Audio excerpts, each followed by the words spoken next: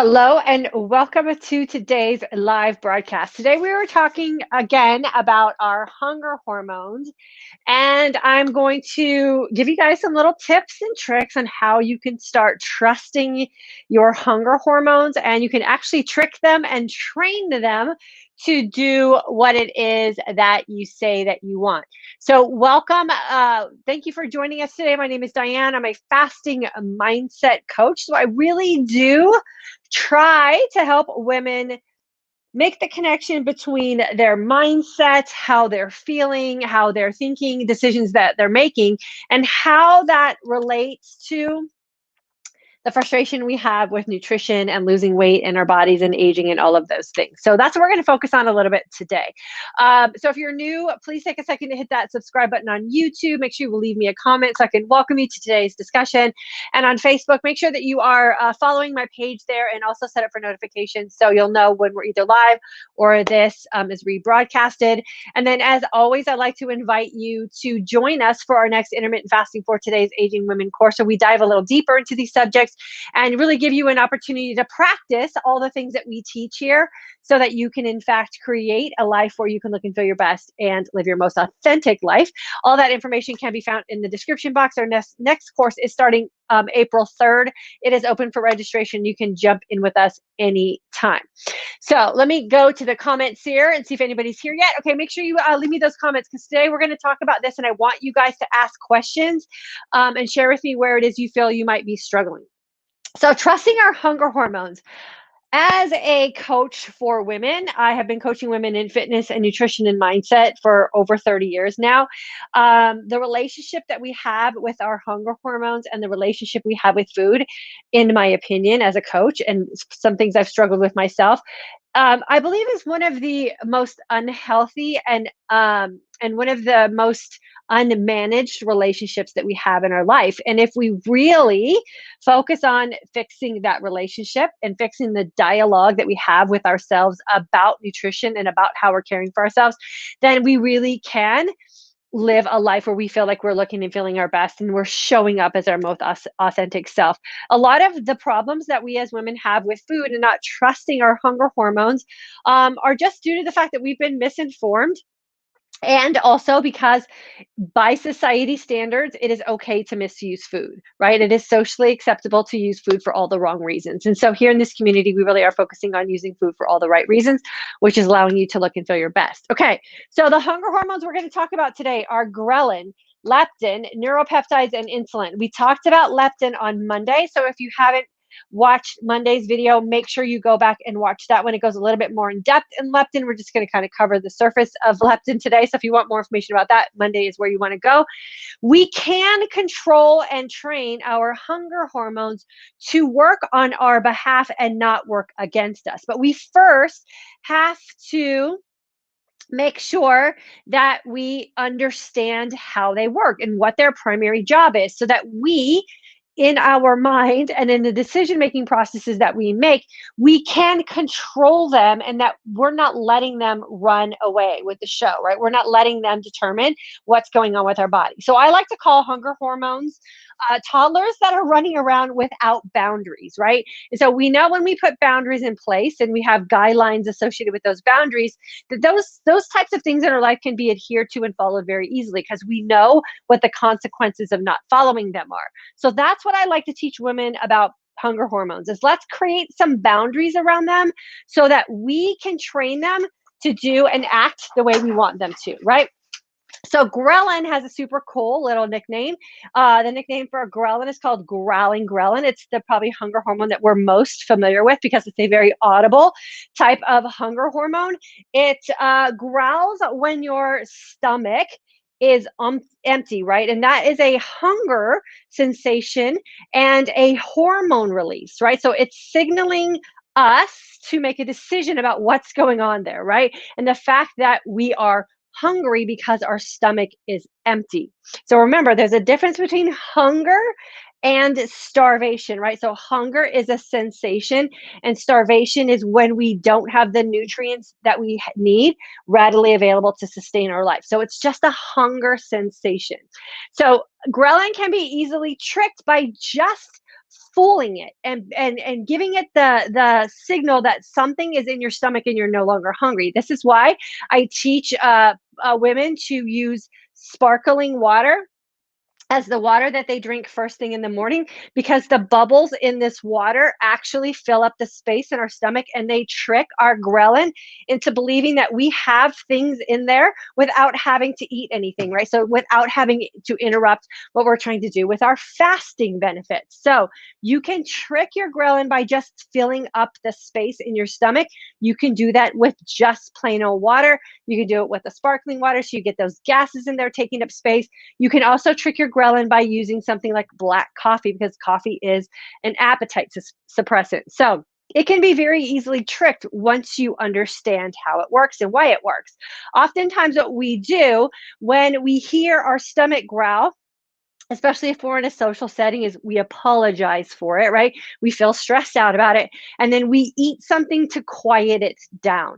But there are other ways that you can quiet it down, and water is one of those ways for sure, so that you don't interrupt what you're doing in your fasting window. And ghrelin is just one of those things that we have to learn how to manage and be okay with. I always say when my stomach is growling, that is a good sign that magic is happening, because we're starting to get into that phase that we're all trying to get with fasting, and that is putting our body in an opportunity to feast off what is problematic to us and for us. So get comfortable with that ghrelin for sure. If it's growling, that's a good sign, especially if you're in a fasted state. You can quiet it down. So ghrelin is highest before a meal, again, because there's nothing in there, and then lowers after you eat. So that's why we don't feel that sensation when we eat. If you're not feeling ghrelin, then I say I would check into what it is you're doing. I don't believe that ghrelin is a bad thing, even when you're practicing something like intermittent fasting. I don't believe that you should feel full all the time in a fasted state. I think you should pay attention to these hormones and then learn how to manipulate them. So if your ghrelin is feeling out of control, have some water and just quiet it down. If your ghrelin is high, that's also one of those things that can be a byproduct of you craving sweets. So make the connection. If you're craving sweets, it just could be that your ghrelin has not been tamed yet, right? It's not adhering to the boundaries that you have set up. Doesn't necessarily mean that that's a bad thing. You just understand it and you just bypass that craving, have some water, and move about your day. So ghrelin is also an appetite inducing hormone. So when we hear that grumbling or we feel that grumbling, that tells our brain that we need to eat. But if we understand how we can manipulate that, then we can direct a signal to our brain saying, no, we're fine. We're just going to have some water instead. We're going to fill up that space and we're going to go about our day and give our body the opportunity to consume what it is that we have in stores that we want to get rid of. So we can control our appetite also with water and black coffee or black tea. So you can be in control of your appetite. So like I said, on Monday, we talked about leveling leptin. Leptin is that thing that gives us that desire or sensation that we need to eat. It often happens when we're in a caloric imbalance. It's very prevalent in the very beginning stages of intermittent fasting because, of course, you're not balanced out yet.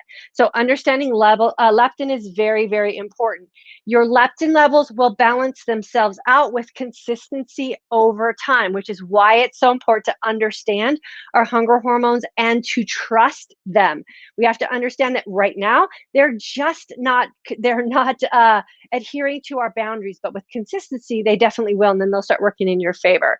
So leptin is also that hormone that protects us against starvation. So I mentioned just a few minutes ago that there is a difference between starvation and hunger. Hunger is a sensation caused by hormone releases. Starvation is the inability to find nutrients to sustain your life. Most people today are not really in a starvation mode. I know that there are people who are having some issues today because of certain things that are going on in the world, and I appreciate that. And those people are not the people that we're talking to. We're talking to the community of women who are trying to reverse the signs of aging and reverse some of the things that they have going on with their body to help them age more successfully. So most of us are not in a starvation type of environment. We have access to nutrition. What you want to make sure that you understand about leptin and about protecting us against starvation is that starvation is the situation where we don't have the nutrients that we need to sustain our life. So nutrition and food are two completely different things. Just eating to eat is not going to be the thing that's going to help your leptin levels. You want to make sure that you're consuming nutrient dense food so that your body knows that it has everything that it needs to sustain and support the life that you want to live. Um, when we're leptin resistant, I talked about this on Monday, we have the inability to use fat as an energy source. So your body's not going to let go of fat because fat is the safety mechanism our body holds on to when we are, in fact, in that starvation type of mode. This is why nutrient density is so important. And for us to understand how making these nutrition choices are really going to affect what our hormones are doing. So making sure that nutrient density is there because we want to make sure that our body trusts us and that our hormones trust us as much as we need to trust them. And when your body's getting the nutrients that it needs, then we'll say, okay, I'm going to release some fat to use as energy because I trust that you're going to support what it is I need back from you. So we have to build that trusting relationship for sure. And then we have neuropeptides. So neuropeptides lower leptin levels. Neuropeptides are the communication between your brain and your body. When you become very hormonally balanced in regards to your hunger hormones and you're practicing an intermittent fasting lifestyle consistently over time, you will notice that when you see food, when you visualize food, you can pass by it with no interest in it at all. That is an indication that your hunger hormones are settling down and your neuropeptides are a big part of that. You are not interested in food because your body is sending you the signal you have everything that you need, nothing else is needed. When we listen to those signals and we don't question them, and a lot of this questioning about listening to our hunger hormones comes from managing macros and counting calories. We are interrupting our body's ability to tell us, no, we're good. I don't need food. And if we decide, well, but I have these calories left that I need to eat, and we eat against the signs and signals that our hunger hormones are sending to us, we have just put ourselves in an overeating situation. When we're consistently not listening to the hunger hormones and we're consistently overeating, that's where we find the problems with not being able to lose weight. That's where we're finding problems with becoming diabetics. That's where we're finding problems with not being able to lose the weight that we need to lose. So we have to listen to these hunger hormones for sure. So the neuropeptides send the signals to your brain to eat or not to eat. Okay. So one of the questions I get is, but Diane, when I'm fasting, I'm hungry. Okay, this is where we have that toddler training boundary situation, right? And when we're practicing intermittent fasting, especially in the beginning, and this is why I always recommend women join a group or a course. And this is what our course is designed to do, is to give you an opportunity to put your body into training. Because in the beginning, when your hormones aren't balanced out and you're not trusting them yet or understanding them, they're all going to be sending these crazy signals trying to get you to do what you usually do. And you're going to say, nope, I'm putting you in training and I have these boundaries set up. I'm going to fast for this long and I'm going to feast for this long. When you do that, then you train your neuropeptides to trust you. And then they're going to trust leptin. And then the communication between leptin and ghrelin are going to get better. And they're going to finally say to themselves as a group of hunger hormones, no, we know what she does between these hours. She fasts and she allows us the opportunity to find things in storage to feed off of. And then she's going to feast on nutrient dense foods during these hours. And that's what we're going to get what we need to process for the next day. So it is a communication system that we really have to get good at and understand what the signals are so we know how to communicate back. So yes, you will be hungry in the beginning. Hungry is where the magic happens. If you stick with it consistently over time and you create these boundaries for yourself, I promise you those neuropeptides will kick in and you will be so surprised when you walk past something and you have zero desire to consume it because you just aren't hungry and you're going to trust that signal.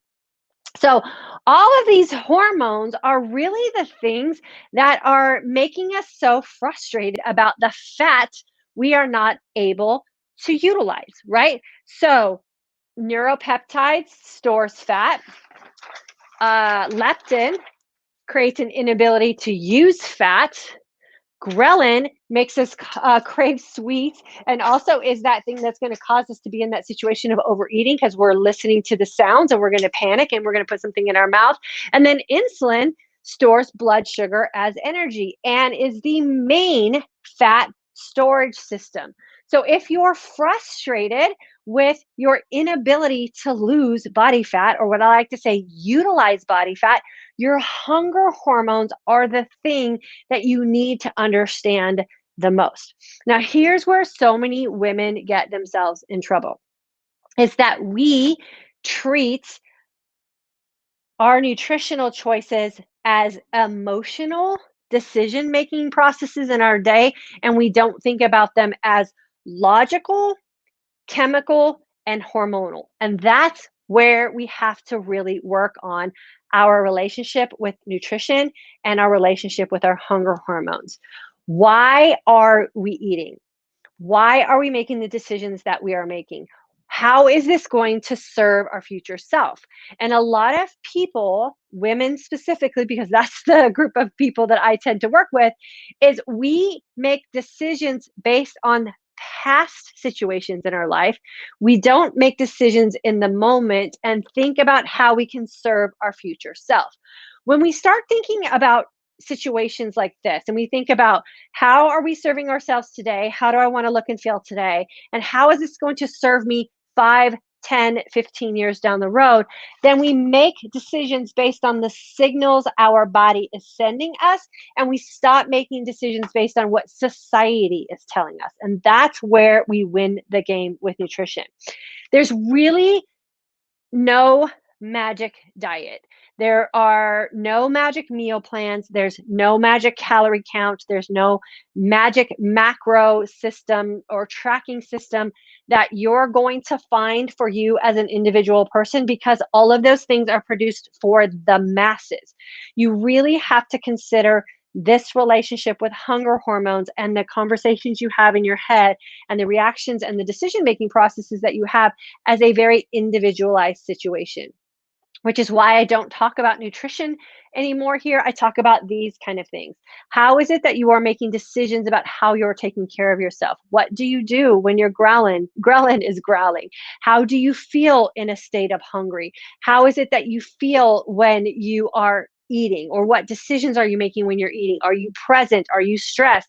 All of those things are going to help us win this battle with what it is that we have going on with our hunger hormones, and really creating a situation where we can trust them, right? They're super intelligent. Our hunger hormones are so intelligent.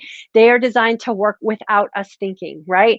And so when we trust them, when we trust the signals that they're sending us, and we created boundaries to match what it is that we say that we want, you will no longer struggle. You'll no longer struggle with losing fat. You'll no longer struggle with losing weight. You'll no longer struggle with how it is that you're aging, because your body's going to tell you exactly what it needs, and you're going to listen from a logical, chemical, and hormonal standpoint. And we're going to take the emotion and societal and peer pressure and all of those people pleasing type of things out of the picture so that we can create the life that we want. So hunger hormones are powerful. They're absolutely amazing when you start cluing into them and listening to them and making the association between what the signal is, where you are in your day, and the decisions that you're going to make regarding what it is you're seeing and feeling, for sure. Okay, Sharon, your bell ring. Fantastic, girlfriend. Thanks so much for clicking that bell icon on YouTube. That is the best way to know when we go live. Raina, this was what I was thinking about. Okay, looks like you tagged someone. Sharon, how long should a beginner fast? Okay, so if you're talking about the time of the day, like your fasting window, what I teach in my courses is that my recommendation, if you want to get this trust and communication going quickly, is 20 hours is what I highly recommend. And then I really do now, I'm almost 55. I don't have weight issues. I don't have body fat issues outside of what a normal woman has. I mean, I've been very, very thin, and I wasn't happy. And now I'm very, very healthy and very, very happy. And I'm not my thinnest. And that's a better place for me to be. I don't really have food issues. eliminated all foods that have caused problems for me. I put boundaries on those kind of things. So I'm in a very stable and happy place with what I do and the decisions I make around food. So I say, if you want to live that kind of life where you're really authentic about the decisions you're making or socially and emotionally with food, you should fast every single day. And that really does eliminate a lot of those problems that a lot of us have with decision making around food. So I fast every day for some amount of time. Some days I fast longer, some days I fast shorter. It all just depends on what's going on in my life at the time. And then Adrian, hello, girlfriend. Good to see you with us here today. So that's the skinny on it right there. Trusting our hunger hormones and understanding what their job is and what it is they're responsible for. So if your body is having a problem utilizing body fat as an energy source, you have to go back and understand what's going on with these and pay attention. Is your stomach growling, and what do you do when it happens? Does it feel like you're running on sugar? You know, if you're running on sugar when you have those hypoglycemic type of episodes. When you're running on more of a fat-fueled day, you're like this. We call that the energized sense of calm, where you're not going through the sugar highs and lows, and you're not feeling like you need to get the next food hit, right? So you drop down, you get a food hit, you go up. You drop down, you get a food hit, you go up. So when you're not doing this, that's when you know that you're not using sugar as your primary source of energy, and you're going to be stabilized throughout your day. Are you seeing food and fantasizing about it? Like, are you always thinking about food? When you see food, do you feel like you need to eat it if you're not hungry? That's your neuropeptides. Again, a fat storage type of system. And insulin. Are you insulin resistant? What are your insulin levels doing? Do you feel like you have insulin spikes throughout the day? Have you been diagnosed as insulin resistant? Have you been diagnosed as a pre-diabetic or a diabetic? Are you having cognitive issues that could be sugar related? All of those things are going to cause you to be in a very unhappy place with body fat as well. So it's not always what we're eating, it's what are these doing, and how can we make different decisions throughout our day and throughout our life so that these guys right here are working for us and not against us. And when we focus on our hormones, it is so much more fun, it is so much more freeing, and it is so much more empowering, because it's not about whether we're doing bad things or we're doing good things. We're controlling things, right? And we're going to create some boundaries so that these guys start working for us. Adrienne, I'm 47 and I'm never hungry since I started fasting and doing low carb. I'm afraid I'm not eating enough. Should I be concerned? Adrienne, are you getting the results that you were hoping for? Is the question I want to ask you. And how are you feeling outside of not being hungry? Patty, hello. IF22 today. I feel awesome. Awesome. Girlfriend, you're doing great. And then Diane, would you recommend cutting carbs such as bread, pasta, potatoes, etc.? I only recommend cutting carbs if carbs are a problem for you. So potatoes are a real food, and I always say defer to real whole food. I just ate a potato the other day. I love potatoes. I don't consider potatoes a bad food. Pasta is one of those things that, again, it's a processed food. So you have to determine whether pasta is working for you or working against you. And the same thing with bread. It's more the ingredients in the bread and the pasta that are going to be problematic for you. And then Diane, the other thing that I always recommend is, if you're going to eat things like potatoes and bread and pasta, are you creating an environment where you could utilize that energy that you're consuming through that food? So if you're utilizing it, so I eat potatoes and I run and I work out a lot. And so I have an opportunity to utilize that as my workout energy, and then I can get into my fat energy. But if you are consuming those higher carbohydrate type of foods and you have a sedentary life, then it's the lifestyle that you're living that are making those food choices problematic, and not the food themselves. So it's always a combination of fasting long, feasting well, and training smart. But I would be more concerned about the ingredients in bread and pasta than I would them just being a carbohydrate, for sure. Because remember, there's no such thing as bad food. There's only food that's bad for us as individual people, right? So even pasta in the form of like a chickpea pasta is going to be better than a standard processed pasta that has like gluten and a lot of preservatives and stuff in it. So even switching out to a chickpea pasta might serve you better, because a lot of women have issues with processing gluten, especially women who have thyroid conditions. And I know for me, gluten causes me all kinds of problems. And so I would defer to a chickpea pasta, no problem. But what I often do when it's pasta night in my house is I have a vegetable base and then I put the sauce and stuff on top, because I would rather just have a potato or a sweet potato or something like that. Okay, Diane, that makes sense. Okay, cool. And then Adrian, I'm feeling great. I've lost 4 pounds my first week adding fasting, but I'm having so much more, but I have so much more to lose. I'm getting 500 to 700 calories a day. Adrian, that's why I recommend taking my class, girlfriend. I'll explain to you why you don't have to worry about the calorie consumption that you're taking in, because when you're in a fasting environment, your body takes care of all of that for you. So if you're feeling great and you're losing weight, I would say you're doing all the right things. There's a reason why we don't have to count calories when we're fasting. You don't have to create a caloric deficit when you're intermittent fasting. And if you're doing fasting the correct way, you will never be in a calorie deficit, because your body's going to figure out what it needs on its own, for sure. So that's why I recommend taking the class, Adrian, for sure. And then yoga with Jatrine. I love chickpea pasta. Glad to hear that's okay when fasting. Yeah, it's okay for me. I don't know if it's okay for you. So I always like to recommend that as well. So you have to make sure that what the choices that you're making in your feasting window are going to get you to the results that you want from your fasting window, right? And so I don't eat chickpea pasta very regularly. And sometimes I'll just have a tiny little bit in my bowl and I have the base of my bowl as broccoli. So I don't ever eat like a complete bowl of chickpea pasta either.